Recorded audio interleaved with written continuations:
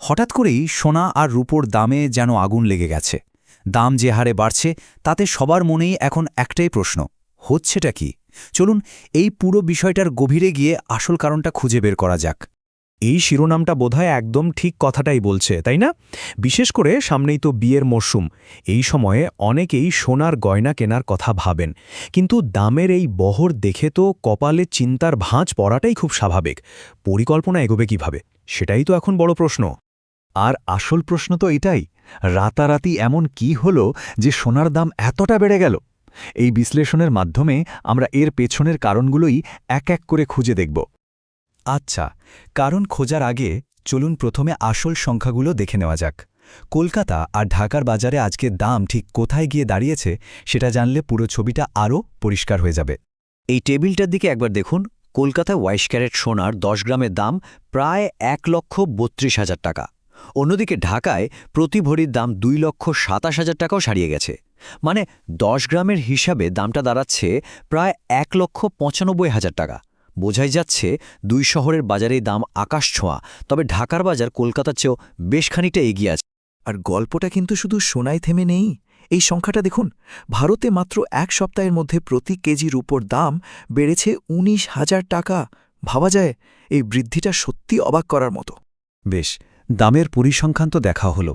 এখন চলুন সেই গুরুত্বপূর্ণ অংশে যাওয়া যাক, যেখানে আমরা দেখব কোন আন্তর্জাতিক কারণগুলো আমাদের স্থানীয় বাজারে এমন একটা বড় প্রভাব ফেলছে।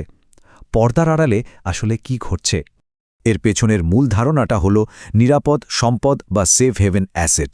মানে যখনই বিশ্বজুড়ে কোনো রাজনৈতিক বা অর্থনৈতিক অস্থিরতা তৈরি হয়, মানে যখন শেয়ার বাজার বা অন্য বিনিয়োগে ঝুঁকি বাড়ে, তখন বিনিয়োগকারীরা তাদের টাকা সুরক্ষিত রাখতে সোনার মতো সম্পদের লগ্নি করেন। ঐতিহাসিকভাবেই সোনাকে একটা স্থিতিশীল সম্পদ হিসেবে দেখা হয়, আর এই হঠাৎ করে চাহিদা বেড়ে যাওয়ার ফলেই দামেও আগুন লেগে যায়। আর এই মুহূর্তে বিশ্বজুড়ে ঠিক তেমন পরিস্থিতিই তৈরি হয়েছে। যেমন ধরুন মধ্যপ্রাচ্যের অস্থিরতা বা মার্কিন ভেনেজুয়েলা সংকট, এই প্রত্যেকটা ঘটনায় বিশ্ব অর্থনীতিতে একটা অনিশ্চয়তা তৈরি করছে। ফলে বিনিয়োগকারীরা শেয়ার বাজারে ঝুঁকি ছেড়ে সোনার মতো নিরাপদ আশ্রয়ে চলে আসছেন, যার সরাসরি প্রভাব পড়ছে সোনার দামের ওপর। বিশ্ব রাজনীতির মঞ্চ থেকে এবার ফেরা যাক সাধারণ মানুষের জীবনে। এই যে দাম বাড়ছে, এর প্রভাব আমাদের দৈনন্দিন জীবনে, আমাদের ভবিষ্যতের পরিকল্পনায় ঠিক কিভাবে পড়ছে, চলুন সেটা একটু দেখি। এই কথাটা কিন্তু ভীষণ সত্যি। আমাদের সংস্কৃতিতে সোনা তো শুধু একটা সঞ্চয় নয়, এর সাথে আবেগ আর ঐতিহ্য জড়িয়ে আছে, বিশেষ করে বিয়ের মতো অনুষ্ঠানে। কিন্তু দাম যে জায়গায় পৌঁছেছে তাতে সেই ঐতিহ্য পালন করাটাই এখন বহু পরিবারের কাছে একটা বিরাট আর্থিক বোঝা হয়ে দাঁড়িয়েছে। আর চিন্তার বিষয় হল, বিশেষজ্ঞরা মনে করছেন যে এই দাম বৃদ্ধিটা হয়তো সাময়িক নয়। তাদের পূর্বাভাস অনুযায়ী এই বছর সোনার দাম আরও বাড়তে পারে। তার মানে যারা সোনা কেনার কথা ভাবছেন তাদের জন্য চিন্তাটা আরও বাড়ল। এই সব কিছুর পর একটা খুব জরুরি প্রশ্ন কিন্তু সামনে চলে আসছে।